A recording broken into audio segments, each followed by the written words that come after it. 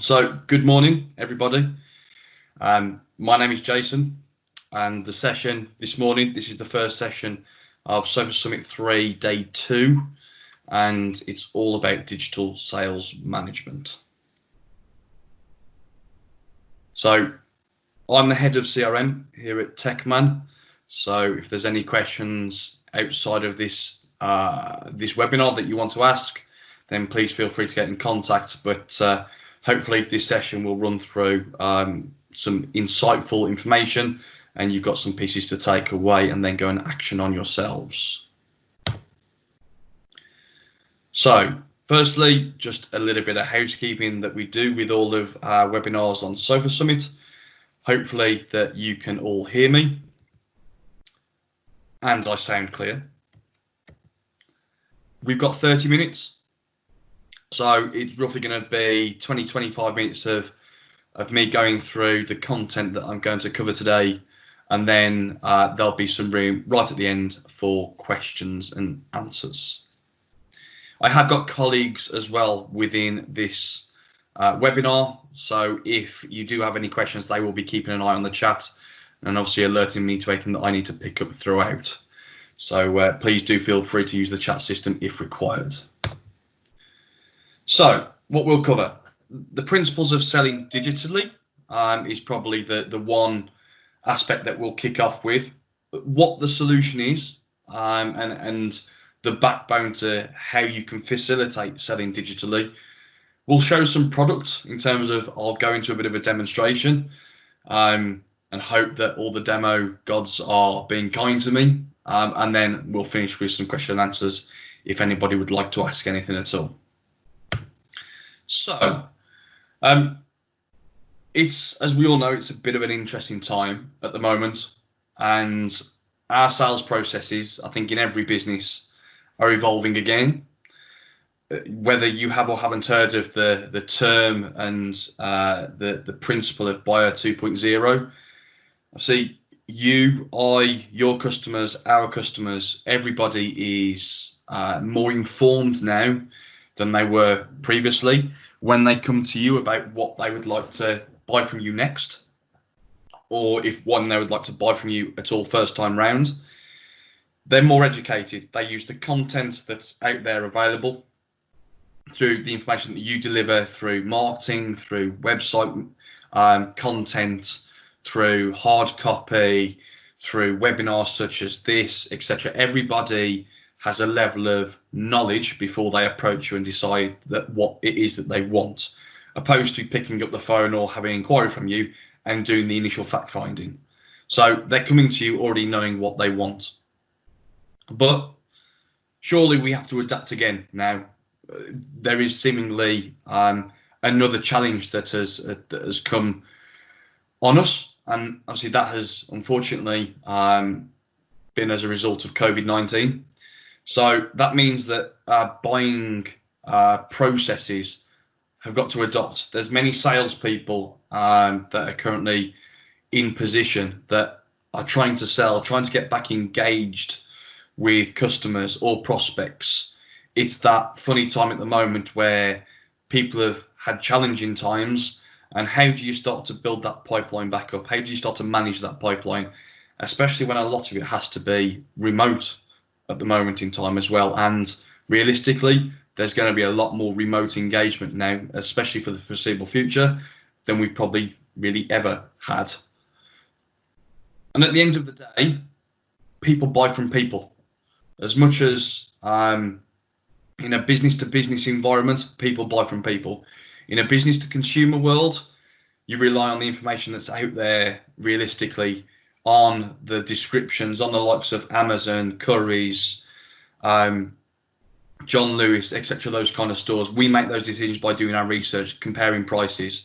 But when it's business to business, there's an element of you want to look into the whites of somebody's eyes and understand that what they're going to deliver for you, whether it is a product or a service, is going to be what they've said.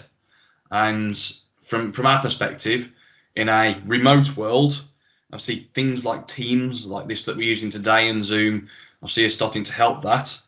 But obviously managing the whole process Again, it's a change in mentality. It's a shift of what we are used to. And at the moment, clearly, without wanting to harp too much on about what we've experienced over the past few months around the world, but a lot of companies, not everybody, those in food, those in some aspects of consumer goods, home sports equipment, for example, has done very well. But there's a lot of businesses that clearly have been negatively impacted on the last few months. So sales are down. That means that clearly there's a challenge of how to bring that back up and start to bring that back online to enable people to come back to work. It's that chicken and egg. Who do you bring back to work first at this moment in time if you've got people on furlough? Do you bring people that are going to sell it, or do you pick the people that are going to make it and ship it out the door? Essentially, the people that are going to ship it out the door, without doing that, you don't get an invoice raised.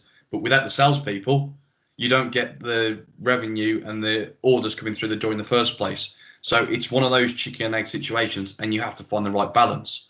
But to do that, you've got to be able to work efficiently and use tools available to you to make sure that you can deliver and start to get, if your business has taken a hit, your business back on track. Like I said, you can't go out and see people, or very rarely are people still accepting suppliers and businesses on site at the moment. And if you are, sometimes there's a lot of restrictions. You may not be able to do what you normally do. I personally went out on site a couple of weeks ago to a business. There was no handshakes. Again, every single time, out of courtesy, over all the years that I've been doing this, there's always a handshake at the start of the meeting, at the end of the meeting. That's not happened. Everybody kept their distance. You had to walk around the building in one particular way. Again, it's not normal, or the normal of what we are used to, but clearly we have to try and evolve in our processes. You can't issue, from a sales perspective and a marketing perspective, you can't issue hard copy samples. Or it's not as easy to issue hard copy samples. Why? Because probably the people that you may want to speak with and that you may want to engage with, they might not be in the office as much as they have been previously.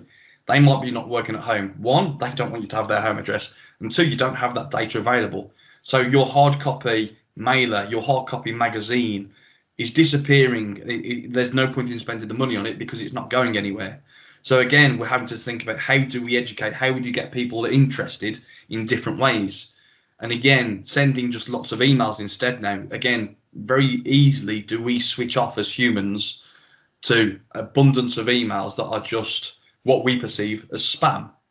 And the idea is that's delete, delete, delete, delete. So again, we've got to find ways to hit the nail on the head and gain somebody's attention.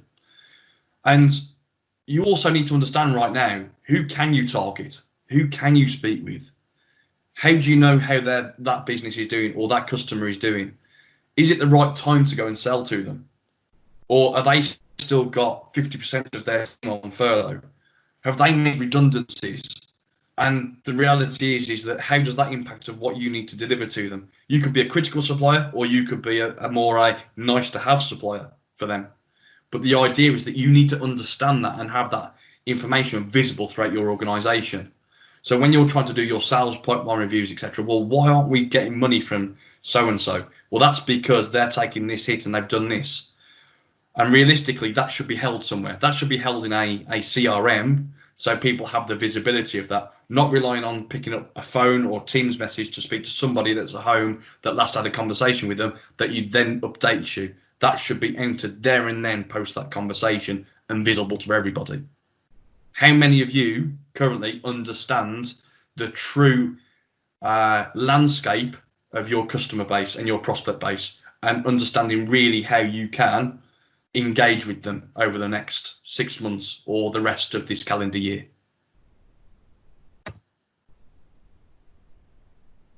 Many businesses over the past few months, obviously as things are starting to ease and people are doing their utmost to try and bring back a new level of normal and get things going again from an economy perspective, there's going to be pieces in January, February, March that you were convinced was going to come in as an order. And all of a sudden that went very quiet because of what's happened. Now they've gone away, potentially, and you've now got a new set of opportunities starting to appear. So, but again, you've got to manage those through the new way of processing, the new way of being remote, the new way of driving content through them into the right way, educating them in the right way, making sure that you grab their attention on calls like this.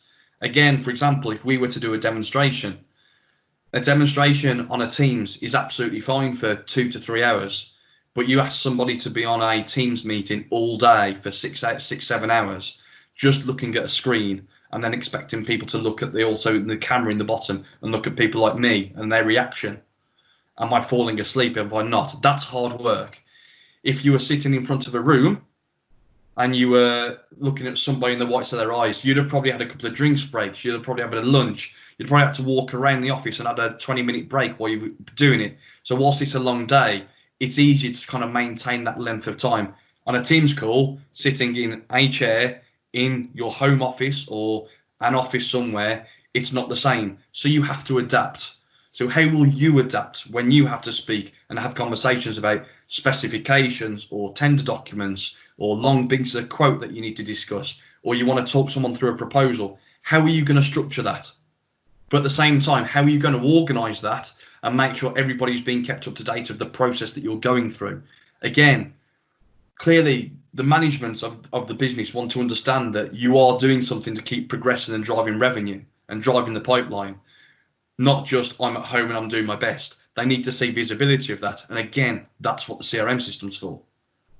You need to focus where to bring the sales efforts, but if you don't have the data behind it to understand where you should be focusing and what your trends are, again, if that's not in a central system, how can you really drive a concerted effort on delivering success? So I've covered, we need to educate differently, how we go to market, how we update, not just educate our customers, but educate the rest of the business. So many people have been reliant on, well, I'm in the office once a week. We have a half an hour weekly team meeting on sales so that we just update there. So I don't need to go and fill in a system. I don't need to update that. I will see them tomorrow. I'm sure they'll ask me and I'll update them then. That doesn't, whilst personally, that never floated before for me, it certainly doesn't float now. Because if I was managing a sales team and I was trying to look and understand what my team were doing, then you'll say, well, I don't want to wait until when I speak to them next to understand what's going on. I want to be able to walk into my CRM system and just understand the current picture now. Selling differently, again, Teams, Zoom, but again, driving how you do it and making sure people are up to date of how you're doing it and when you're doing it. So again, have that visibility throughout the business. Get other people involved in the process as well, if you need to. It's very easy now to allow people to get onto a Teams call. Sometimes you've had to go and do sales meetings on your own and talk about a product and then talk about the technical specifications and take an answer back and go, oh, I don't quite know that. I'll have to go and speak to the product manager. What's the harm in getting the product manager on a Teams call now with you while you discuss that part of the proposal? But at the same time, then update your CRM system to this is the outset of what you gave and who was involved in the call. So when you look back in 2 weeks later, well, did you answer that question? What information did you provide? Again, you can understand and give a snapshot in a system and educate people and inform people of what you did. If you were on holiday in August and all of a sudden go, well, did we answer that question? I've seen an email come in. I don't know if it was responded to. Again, CRM stores that knowledge and that overview of what's going on.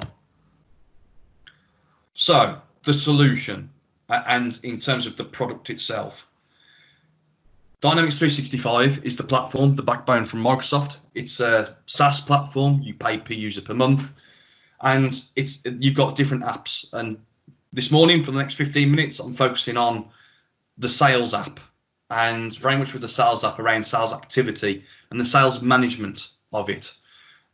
And of course, any CRM, the functionality, the backbone to any CRM application that is out there, not just Microsoft, but any of them, the backbone is accounts and contacts. Without that, you don't really have a foundation for a CRM system. Everything's driven off people and businesses.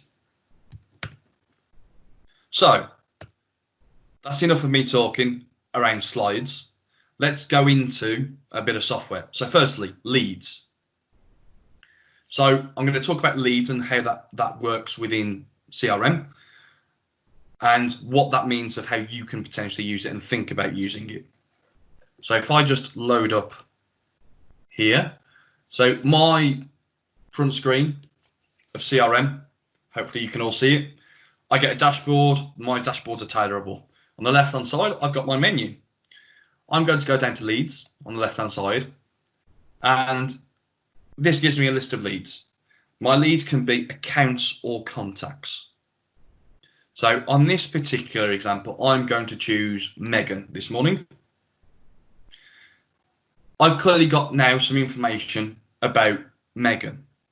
Now, where did I perhaps get Megan from in terms of a lead? That could have been from a show, or a virtual show, should I say, even at the moment. It could be from a phone call. It could be from a list of data that you've been and bought. It could be from a web inquiry, or it could be from a referral that's come from a third party. The idea with a lead is that you, as a business, do not know whether they are right to work with or not. And you need to do a set, so a sales rep or internal, external, needs to do some set of activity to drive whether they were worth working with. So you can set a set of activities based on geographical area, type of role, type of business that they work for, their interest of what they're looking for, and then you can set a drive of activities for people to go work on. And I get a set of activities that are assigned to me, going work through these leads, and you need to qualify them or disqualify them. So clearly that gives me a set of activity. At qualify stage, I have this area in the system called the business process flow at the top. So a bit like an Amazon checkout kind of style, but underneath I have a set of criteria that I need to answer. That information is tailorable. So what do you want your business, your people, to go and obtain to understand if they're worth working with or not? You can create rules in here, depending on what information that they give you, depends on whether they are able to be qualified or not. So not just mandatory, but based on selection criteria. If they select that in there, then we allow them to be qualified into an opportunity, for example. If not, they have to sit at qualify, or they have to be disqualified. Again, it's a way of, you're using the system to drive your engagements. You're driving the system to say, I don't know whether I'm working with this business or not, or this individual, but I'm having and keeping the visibility of what I've done here. I understand that what leads have been qualified, disqualified. The management team can understand how many leads you've worked on over a period of time, how long leads have stayed open for. So again, here you can see that this one has been open for 6 months. Now, I'll say, if a lead's been open for 6 months, why has it been open so long? But again, it gives you the visibility of when you're digitally having and remotely expecting people to sell and engage, you want to be able to monitor digitally as well. And this kind of data allows you to slice and dice and understand and ask the questions of, why has it been open so long? Why haven't we not got to that? Whereas previously it was very easy to let people off the hook and just ask the question verbally to them. This screen is very tailorable as well. So I can say, what I can add a field to it, what are they interested in? I can obviously do my search criteria on my leads based on head of procurements. How many leads do I have with this particular role title? How can I then focus? I'm going to spend this week focusing on these particular roles within a business. So again, it's very much a case of using the system to drive your activity, again, digitally. So that's leads. If I just load back up here, opportunities is the next one that I'm going to cover. So we're going to opportunity, what you can do with an opportunity in the system. Obviously the standard forecasting that you can then provide, and then it's about creating the visibility, but also trend spotting. This should be more, an opportunity should be more than just, oh, I've got an opportunity, I've won or lost it. You should be then looking back at what was successful, what wasn't, who did you lose against, who did you beat it, who did you beat in this scenario? Did you lose on price? Why did you lose? What actually are they asking for? how much is it worth? What's the average sale value at this moment in time over this period of time on what you've won? Are you winning the smaller deals but losing the bigger deals, or vice versa? Does that mean that you need to change your mentality? Again, store this data in the system and you can report on that and slice and dice. It then helps the salesperson. Salespeople think CRM at times can be a chore and there's no value for them. But if you give them visibility that they are essentially able to use that data to focus on what is working well and what is not working not so well, they can either work on turning the not so well round, but also continue to do the well. And then they will say, actually, hold on a second, I'm doing really well at this. I'm exceeding my targets. So emphasizing how they can use the data as well to drive what they do, opposed to it just being a, oh, well, Big Brother's watching me. It's a two-way thing. So if I go into an opportunity, just as an example, and I click on this one, you will see again, I have a business process flow, qualify at the start, and then I've now gone into develop and propose. Different information stored at each level. You can see this has been open again 6 months. I've got a bit of a trend here today. I've got key values. I've got information about what this is to do with. So these guys are after new conference tables, and it's linked to a project in this instance. Again, it could be a one-off sale. It could be linked to a project. It could be linked to a tender. It could be part of multiple projects. It could be just a buy and sell. It's up to you. You categorize the information that you want. Project in this instance is something that I've added in to show you that I can add this in and then report on projects and opportunities. But I can also report on is it retail, online retail? Is it high street, like traditional high street retail? Obviously, online retail is clearly doing better at this moment in time than traditional high street. But again, I am able to slice and dice the data to be able to say, well, what is working well and not so well? Where's my pipeline dominated? Is it dominated by these type of customers in this industry, or is it dominated by completely different?